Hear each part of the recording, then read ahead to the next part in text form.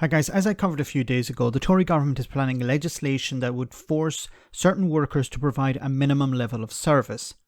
This has been seen by trade unionists as yet another attempt to break the strikes. Former Transport Secretary Grant Shapps has been doing the rounds in the media defending this as well. The problem with such a law is that many sectors are already facing staffing shortages, so it won't fix the problem behind the current strikes. It could also make the issue of recruitment and retainment much more difficult. RMT General Secretary Mick Lynch attacked the idea when he was interviewed by The Mirror. Yeah, well, the polls are showing that even during this, we've had 4 weeks of continuous action in this latest phase. We've taken a little bit of dent on public opinion, but it's very high. It's up over in the mid-45%, I think, in the latest poll. That's a very good score in the middle of industrial action, and we expect that to come back as people get over this latest phase. Our numbers are at record highs for an industrial action campaign, as they are for the nurses, the teachers and the posties and everyone else. I don't think customers are getting value for their money at all. They're being ripped off, and in the last period, the train operating companies that are telling us that we've got to take a wage cut and have experienced a wage cut have returned profits for themselves in excess of £400 million. So there's something going wrong in this railway setup where they're pleading poverty, but they're extracting dividends and paying them out to their shareholders and paying them out to the national railways of France, Belgium, Spain and the Netherlands. It's a ridiculous situation where the British taxpayer and the British traveller is being ripped off by the railway industry along with British railway workers. Well, it's an outrage. It's an attack on the civil liberties of the British people, of British workers.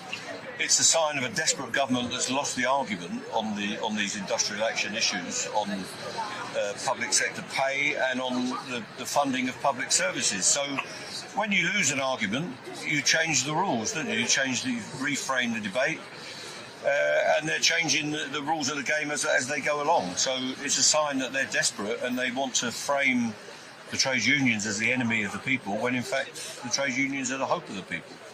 Well, he's correct. The railway service is in desperate straits. The companies that run it and the government that oversees it have shown that they're incompetent and incapable of understanding the railway and running the railway on a daily basis. When we're not on strike, the passengers are told in this station and every other station that there is, due to shortages of staff, the trains aren't running. But at the same time, they say to me at the negotiating table, we want to make thousands of your members redundant. So there is something desperately wrong with the way this railway is being run, but there's something desperately wrong in the way that all public services are being run. That's why the workforce in these services are in rebellion now, and the government has got to get a grip and come to the table in all these disputes and say, we want to work with you and settle these disputes and get a deal. And that's what we need. Well said, well said. Now, there's a few things I want to talk about here, which Mick Lynch raised, which is very important to remember.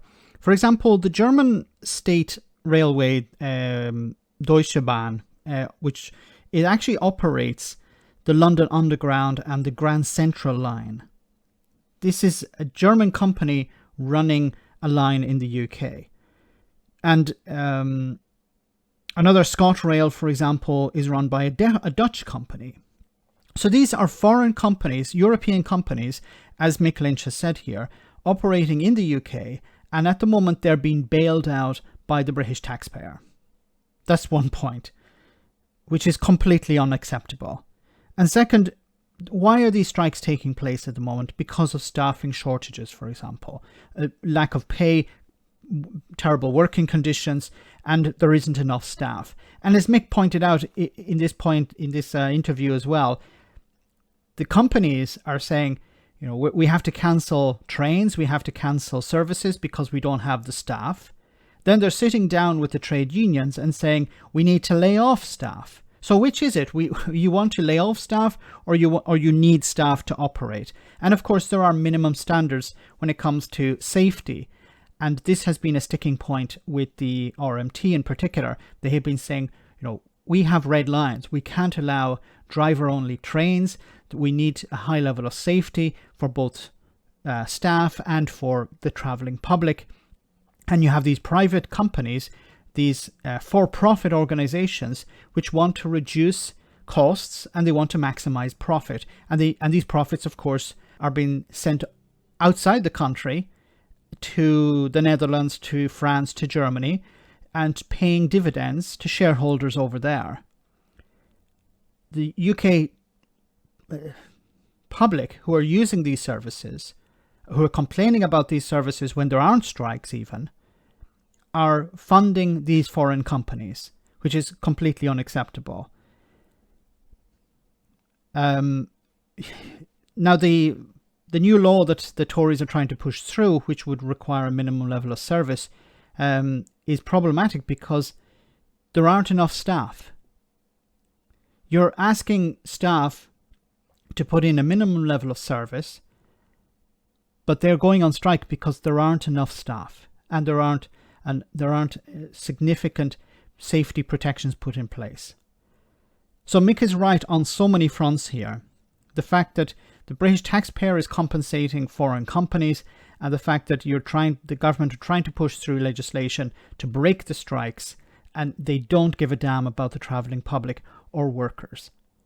Let me know in the comment section, guys, what you think about all of this. As always, your comments are greatly appreciated. Thanks a lot.